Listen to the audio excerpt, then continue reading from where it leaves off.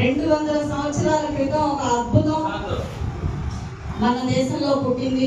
ఆ అద్భుతం పేరే జ్యోతిరావు పూలే. ఎందుకు అద్భుతం అన్నానంటే, ఒక ఆడపిల్లగా అద్భుతం అని చెప్పుకోవడంలో ఎలాంటి అతిశయోక్తి లేదు.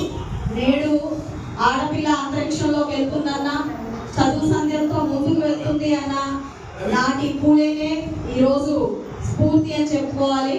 ఎందుకంటే జీవితం మొత్తం కూడా ఆడపిల్ల చదువు కోసం ఆయన చేసిన త్యాగం అనర్వచనీయం.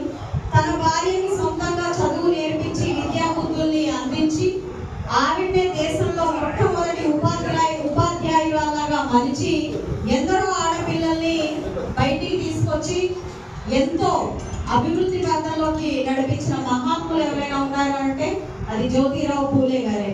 ప్రభుత్వం కొంతమంది మహనీయులు చేసిన కృషికి మహాత్మా అనే పేరుని బిరుదుని ఇస్తే, మరి మన పూలే గారికి సమాజం నుంచి ఉన్న వ్యక్తుల నుంచి మహాత్మాగా ఆయన పిలువబడ్డారు అని అంటే ఆయన అందించిన కృషి అనర్విషణీయం అని చెప్పుకోవాలి.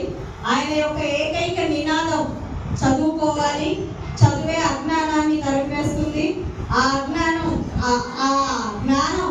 మనకి ప్రశ్నించే తత్వాన్ని పుట్టిస్తుంది.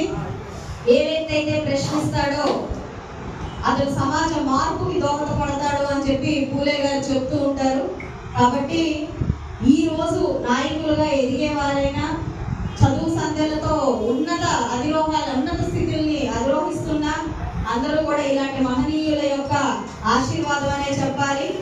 మరి మన సంఘ సంస్కర్త, మన భావితరాలకి ఆశాజ్యోతిగా ఉన్న అంబేద్కర్ గారు కూడా జ్యోతిరావు పూలే గారి శిష్యులే అని చెప్పుకోవాలి.